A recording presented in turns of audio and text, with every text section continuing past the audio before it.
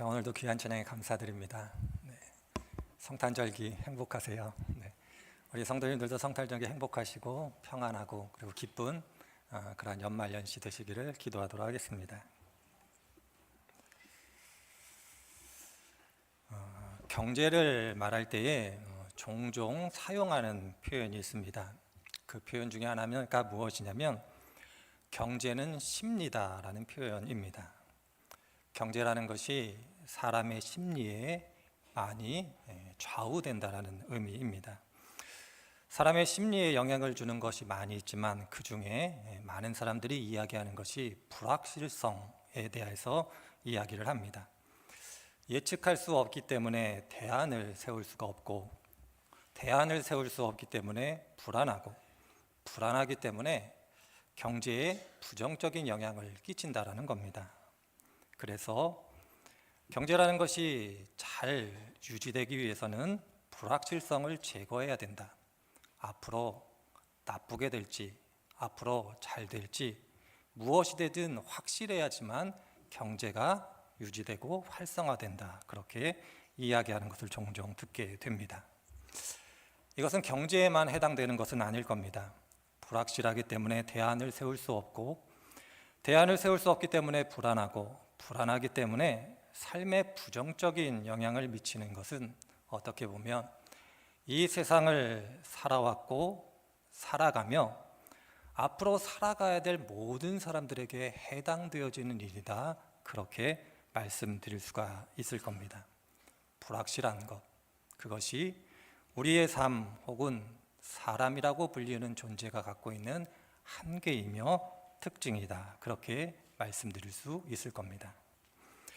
이번 주간 예수님께서 이 세상에 오신 성탄절을 기념하는 날이 있습니다. 예수님께서 이 세상에 오신 이유는 잘 아실 겁니다. 우리들을 구원하여 영생을 주시기 위하여 예수님께서 이 땅에 오셨습니다. 구원이 무엇인가 많은 것으로 설명하고 말씀드릴 수 있지만 구원의 가장 본질적인 의미는 하나님과의 영원한 삶이다. 그렇게 표현해 볼 수 있을 겁니다. 그리고 하나님은 우리들에게 말씀하시기를 우리들이 하나님과 누리는 영원한 삶은 호흡이 끊어진 다음에 누릴 것이로되 우리들이 이 세상을 살아가는 날 동안, 살아있는 날 동안에도 경험할 수 있다. 그렇게 이야기하고 있습니다. 그것이 무엇인가를 오늘 말씀을 통해서 저희들이 알게 됩니다. 예수님께서 이 땅에 인간의 몸을 입고 오셨을 때에 천사들이 찬양했던 내용을 기억하실 줄 압니다. 하나님께는 영광이요 땅에는 하나님이 기뻐하시는 사람들 중에 평화다. 이렇게 찬양했습니다. 예수님은 자신의 공생의 사역 동안 사람들에게 이렇게 위로와 권면을 하고 계십니다. 요한복음 14장 27절에 이렇게 말씀하고 계십니다. 평안을 너희에게 끼치노니 곧 나의 평안을 너희에게 주노라. 내가 너희에게 주는 것은 세상이 주는 것과 같지 않고 너희는 마음에 근심하지도 말고 두려워하지 말라. 이렇게 말씀하고 계십니다. 그리고 예수님께서 십자가에 달려 죽으신 다음 부활하신 후 제자들을 만나 말씀하신 것이 너희들에게 평강이 있을지어다. 이렇게 말씀하고 계십니다. 예수님에 대하여 성경이 한결같이 증언하고 있는 것은 예수님의 탄생, 그의 사역, 그의 죽음과 부활, 그리고 승천에 이르기까지 모두 우리의 평안에 초점이 맞추어져 있음을 발견하게 됩니다. 구원받아 하나님과 영원하게 영생에 거한다라는 것, 그것을 이 세상에서 어떻게 경험하는가, 그렇게 이야기할 때 성경은 평안이다. 그렇게 표현해내고 있습니다. 예수님은 죄로 인하여 고난으로 인해 내일에 대한 불확신으로 인해 근심과 두려움을 가지고 살아갈 수밖에 없는 우리들을 구원해 이 세상에서 평강을 누리도록 이 땅에 오셨음을 성경이 증언하고 있습니다. 우리들이 구원을 받았다라는 것은 특별히 우리들이 이 세상을 살아가면서 세상이 줄 수 없는 평안을 누리는 것이다. 그렇게 표현해 볼 수 있을 겁니다. 그럼 이 자리에 계신 성도님들 한 분 한 분들 세상이 줄 수 없는 평안을 누리고 계십니까? 정말로 불안해하지 않고 하루하루 살아가고 계십니까? 예라고 선뜻 대답하기 어렵습니다. 믿음이 없는 것도, 하나님을 믿지 않는 것도, 구원받지 않은 것도 아니지만 내가 세상이 줄 수 없는 평안을 온전히 누리고 있습니다 라고 답하기가 쉽지 않습니다. 이것이 우리의 모습이고 우리의 한계이기도 합니다. 세계적인 신학자 중 한 명이 그의 설교를 통해서 사람의 삶에 대해서 이렇게 표현했습니다. 오늘 인간은 불안하다. 우리의 터전은 흔들리고 있다. 물론 해답은 있다. 주님은 산 같아서 우리와 함께 하신다. 이런 설교를 했습니다. 폴 틸리라고 불리우는 신학자입니다. 세상에 줄 수 없는 평안을 누리기 위해서 한 신학자의 표현대로 이야기하자면 산같이 흔들리지 않는 하나님이 우리와 함께 하시기 위해서 그럼으로써 온전한 평안을 누리기를 원하고 할 때에 본문이 우리들에게 큰 도움을 줍니다. 다 읽지는 않았습니다만 본문 8장 40절부터 56절에는 두 가지 사건이 기록되어 있습니다.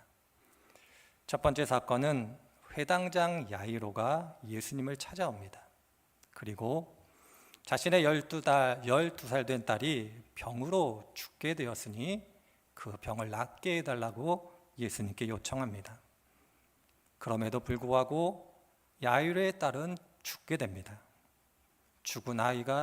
아이가 죽었다라는 소리를 듣게 됐을 때에 야이로가 두려워하고 절망했을 때에 예수님께서 야이로에게 믿음을 가지라 말씀하시고 죽은 아이를 살려주는 사건 하나가 기록되어 있습니다.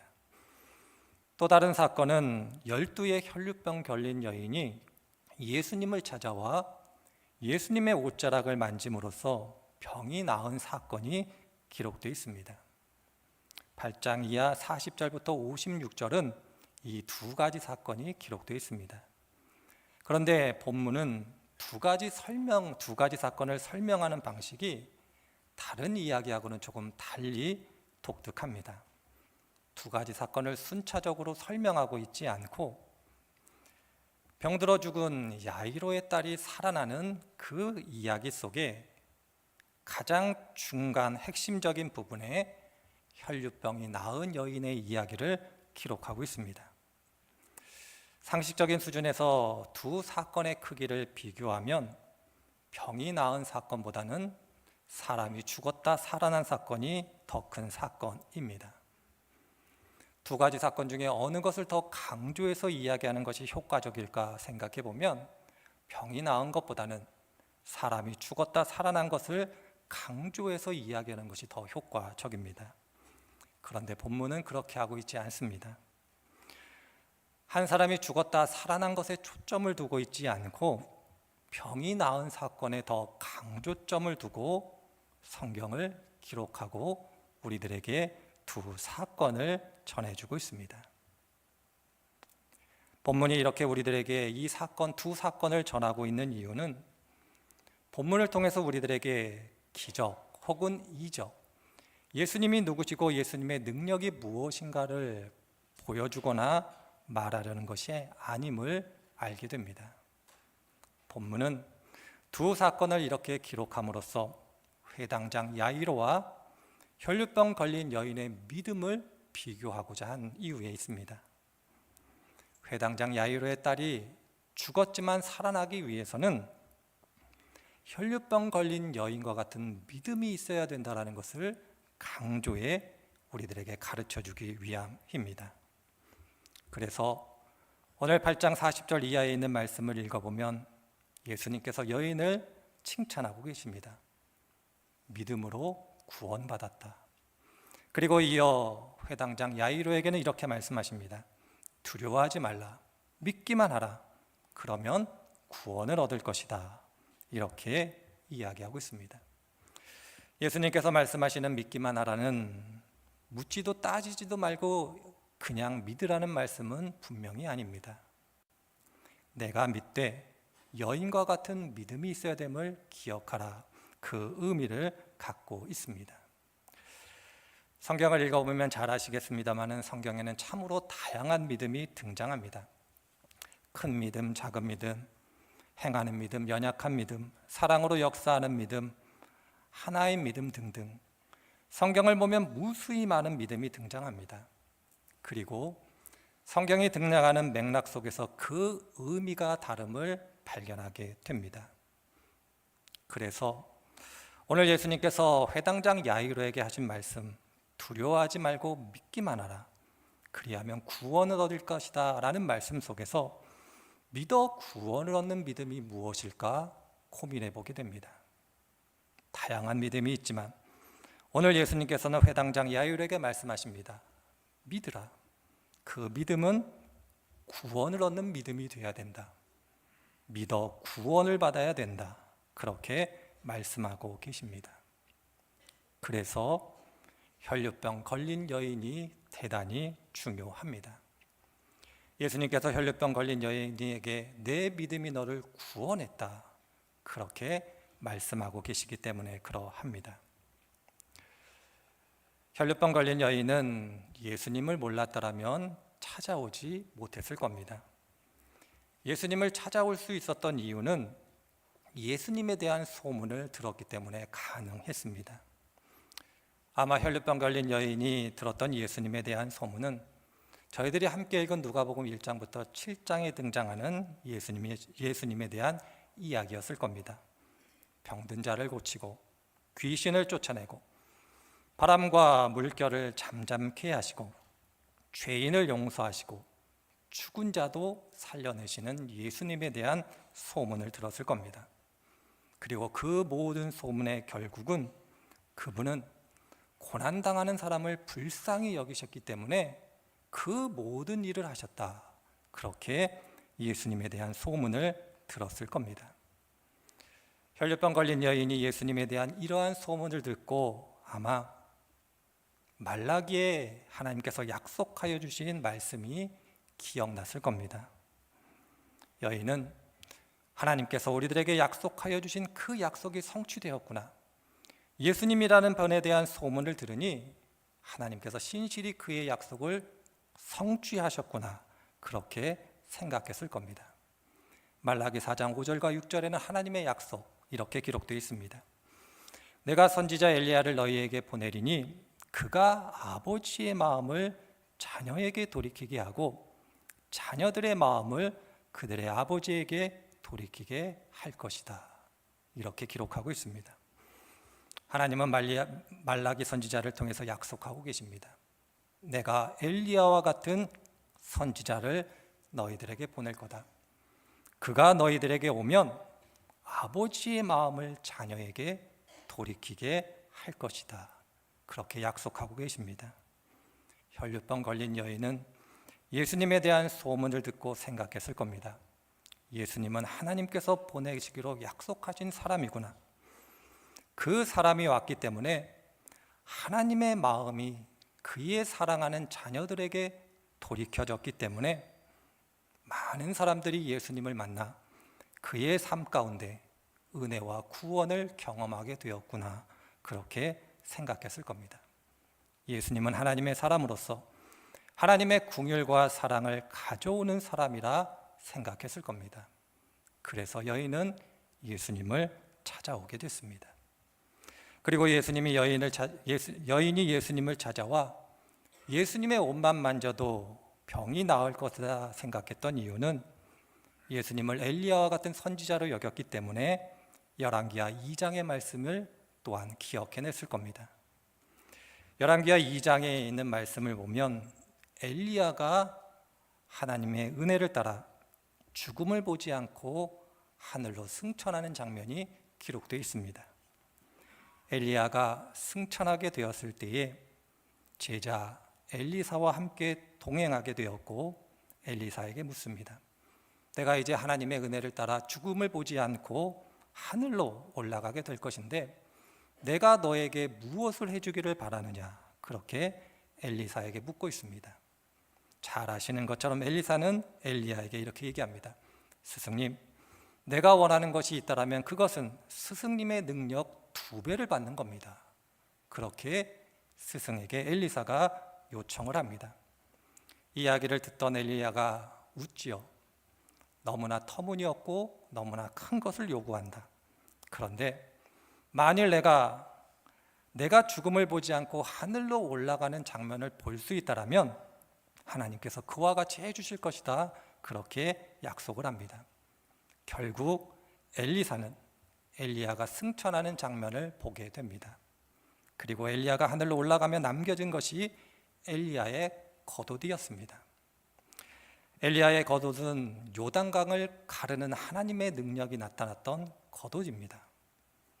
엘리사가 이 엘리야의 겉옷을 집어 자기가 스스로 엘리야처럼 요단강을 내리칩니다.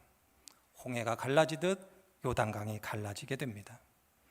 약속대로 엘리야의 능력 2배를 얻게 되는 장면입니다.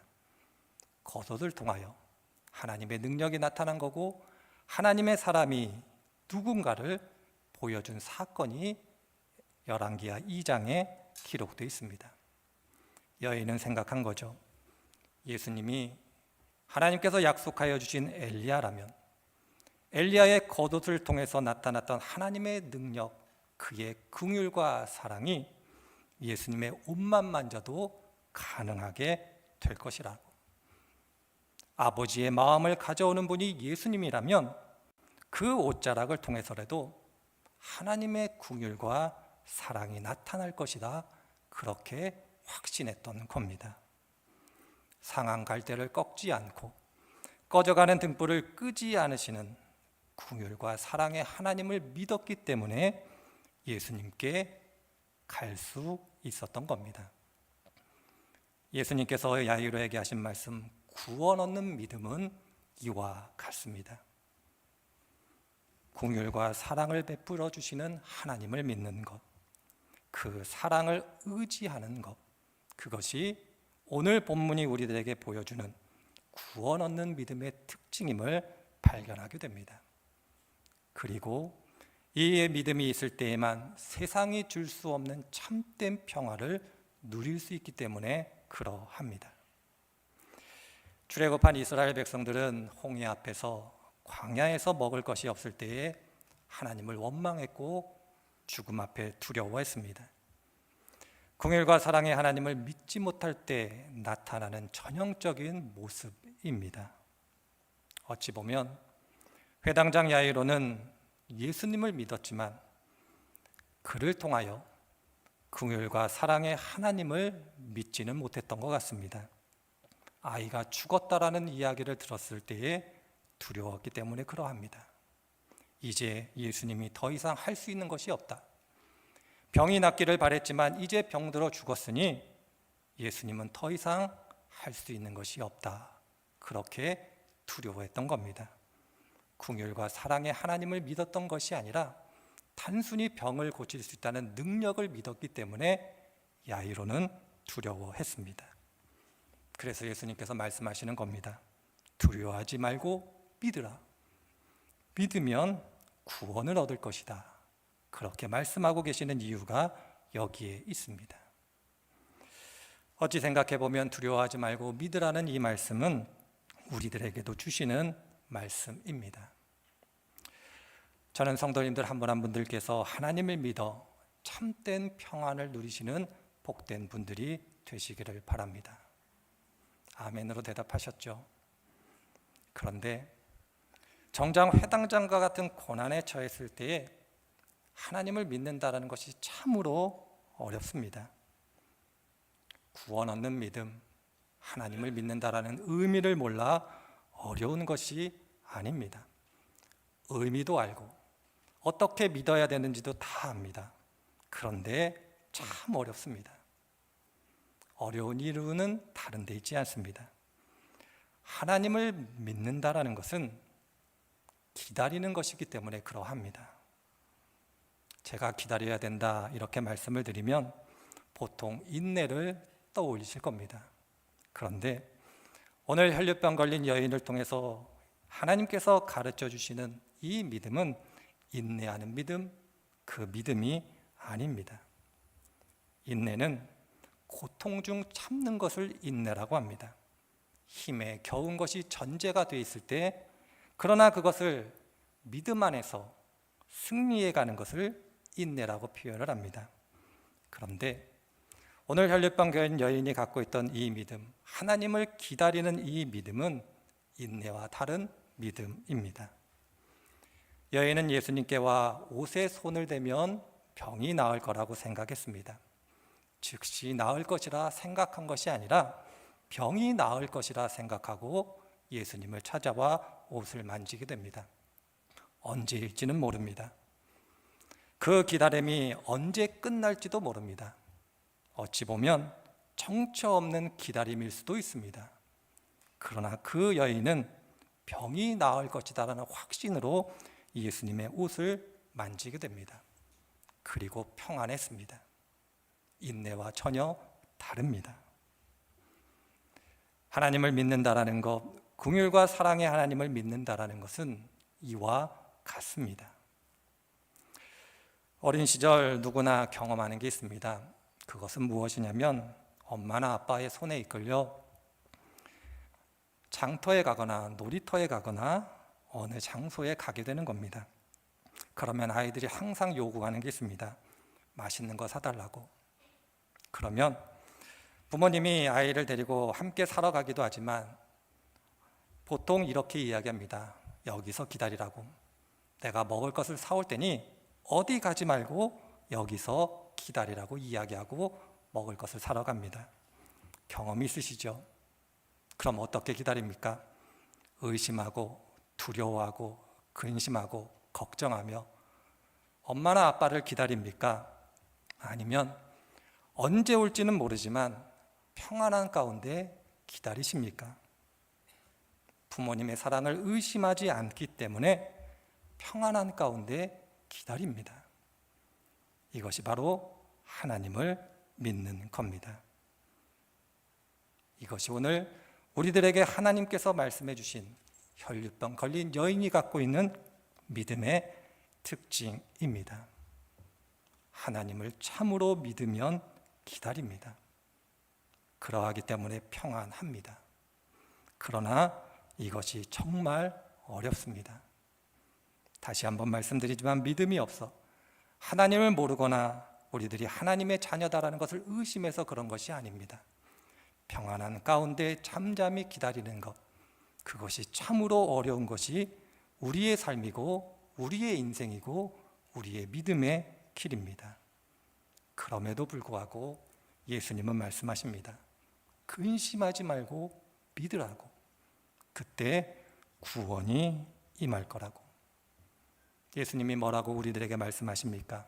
너희들은 마음에 근심하지 말라. 하나님을 믿으니 또 나를 믿으라. 그렇게 말씀하고 계시지 않습니까? 이 말씀을 잘 기억하셨으면 좋겠습니다. 그리고 이에 더하여 하나님을 믿기 위하여, 긍휼과 사랑의 하나님을 참으로 믿기 위하여 한 말씀만 더 드리려고 합니다. 민수기 6장 24절에 있는 말씀, 성도님들이 잘 아시는 말씀입니다. 민수기 24장 6장 24절 이하에서는 이렇게 우리들에게 이야기하고 있습니다. 여호와는 내게 복을 주시고 너를 지키시기를 원하시며 여호와는 그의 얼굴을 내게 비추사 은혜 베푸시기를 원하며 여호와는 그 얼굴을 내게로 향하여 드사 평강 주시기를 원한다. 이렇게 말씀하고 계십니다. 우리들이 믿는 하나님, 긍휼과 사랑을 베풀어 주시는 그 하나님은 우리에게 복을 주시고 우리를 지키시고 은혜 베푸시고 평강 주시기를 원하시는 분이시다라는 것을 잊지 않으시기를 바랍니다. 이때 우리의 삶, 우리의 인생, 우리의 신앙의 길 쉽지 않겠습니다마는 온전히 하나님을 믿어 구원받을 수 있음을 기억하시기를 바랍니다. 어느 순간에도 긍휼과 사랑의 하나님을 믿을 수 있다면 우리들은 평안한 가운데 기다리게 됩니다. 그 기다림이 인내가 아니고 고통이 아니고 슬픔이 아니라 오히려 기쁨이 되어 어느 날 결국 우리들은 구원에 다다르게 될 겁니다. 예수님은 이를 위하여 이 세상에 오셨고 우리들에게 믿음을 주셨고 믿음을 가지라 그렇게 요구하고 계심을 기억하셨으면 좋겠습니다. 성도님들 한 분 한 분들께서 이 믿음, 이 은혜의 자리에 참여하심으로 하나님께서 주시는 바 복된 평안을 누리시는 귀한 성도님들 되시기를 주님의 이름으로 축원을 드립니다.